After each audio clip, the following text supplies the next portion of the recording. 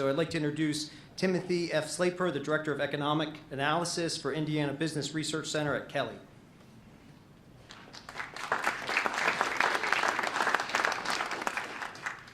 Yeah, I'm beginning to think there's something of a setup here because you'll notice on the slides my name appears, even though I only got this like a couple hours ago. So we will do our best. There was a little bit of an introduction about how poorly many rural areas are doing. And as it happens, about a year and a half ago, I was compiling data about the economic recovery here in Indiana for our Business Outlook panel. And my jaw dropped. 40 counties had not yet returned to their employment peak at the beginning of the recession. They were still struggling to get back to where they were. I'm like, wow, while the general news was pretty good, there was still a big chunk of Indiana that just did not recover. Well, I can say we have company. I'm doing a study now. There are 1,757 counties in the entire country that have not yet returned to their level of employment in 2007. That's pretty grim. We have company. I'm not sure it's good company, but it kind of also shows that this center and what we're doing here can be expanded, can be applied nationally, right? Because there are so many areas that have the same sort of challenges that we see in Southwest India. I've got to tell you guys, maybe it's a joke, maybe it's not. But anyway, way back in the day, somebody asked, like, what are we going to call this project? And this was way before, this was like early in the, conceptualization. And I thought, hey, cranium, crane, IU, perfect. It didn't go over too well, and it's probably just as well because I think the constituency might, if you will, say, well, why are we taking our orders from IU? It's like, well, we're here to help, right? We're not here to dominate. So the center, the Indiana Business Research Center, is the state data center. And from there, we have kind of leveraged those data resources and just continued to amass data. All these data are anything that the government publishes. We suck it up and push it out in some form or other. So we have social economic issues. We've got socioeconomic data that is quite extensive. We have an innovation index, for example. We have health assessments, as we're gonna do some a quick shot of that as well. And then we also have a lot of local and state government tax and spending data as well.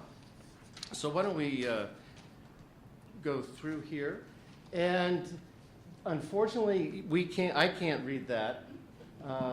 But the point is that right now, I think there are like 30 terabytes of data in the IBRC's data sets, and that is expanding. And I think that's the key takeaway. We've got, like I said, data from all sorts of different sources, and if you want big data, we sort of kind of have it. It may not be the big data that some people refer to or look at in terms of, say, social media and stuff like that there. But in terms of socioeconomic data and their collateral data, we have quite a bit. If you should happen to go to statsamerica.org, that website is our website. It was initially built with an award from the Economic Development Administration, and it has since expanded considerably. All these different badges will take you to a different place, kind of a different application. The idea was to provide economic development practitioners data because, going through another vendor costs money. This is free to them. So if you were interested, for example, in saying within a 500-mile radius of Bloomington, what is our population or average education, whatever else, you go to this big radius tool. If you were interested in measuring the distress of a local area, it could be a county, it could be even a collection of census tracts. You could click on that.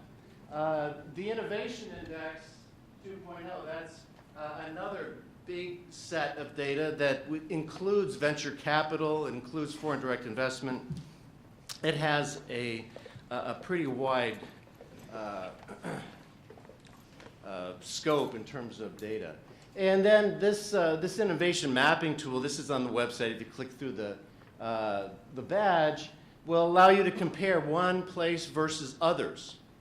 So you can say, if I want to compare, say, per capita personal income against, and this is just an example because I'm not the one that put this together. This is Martin County here, right? If I'm not mistaken. So if you wanted to compare Martin County in places that had higher or lower per capita personal income, I don't think that's actually the metric here, but you can do that and kind of get a sense of what your peers are. We have the ability to build a neighborhood profile, and this would be for not only counties, but it would be cities, what the census called places. And you can then get an assessment of, age, race, just basic demographic data at a very, very small level of geographic detail. So again, we were just talking about Stats America. That was based upon some kind of repurposing Stats Indiana. Like I said, we are the state data center, and we've been collecting data and then pushing it out for Indiana. And then I guess somebody called from Thailand or something like that, asking if we had a certain data for California. It's like, well, why don't we have it? So then we started, we expanded our scope. And all the various resources then, again, that are available in Stats America are also available on Hoosiers by the Numbers. So if you are interested in looking up some contextual data in terms of socioeconomic stuff, we have that. And as much as possible in terms of census tracts, for example, or block groups even, we have those data available as well. So this is a rich resource that you can take advantage of in terms of finding context for your research. Now, this is an example of the healthcare data that we also have available. This is through the Hoosiers by the Numbers kind of application, not Stats America yet. But we're in the process of trying to build out the elements of data that we have in Stats America at a regional level. And I'm kind of excited about the potential of figuring out, okay, you've got all these different, well, you don't have them here, but your priority areas, whether it's in terms of health or opioid crisis or delivery of health services or water resiliency or other facets of the geography there. We could build that into our databases and then start trying to figure out how do we expand that out for the nation so that we can actually apply what we're learning here to a broader context. So let's see here. I was talking about, we have this gateway, which is through the state and local government agency. And it allows us we suck up all this budget data at pretty small government levels, and then we spit it back out. So this is a way for us to compare budgets versus expenditures, seeing how indebted one region is or place versus another, with the idea of increasing efficiency in delivery and taxation of their regions. One of the things that we have here would be an ability to download these data. So you can go on this website and get this data for your particular application. We have the tax incremental funding application as well, if one were interested in that sort of data. And I'm just trying to fly through this because I know we're probably running a bit late here. Another this is kind of we have a lot of maps on our website as well. That's one of the things that you'll notice.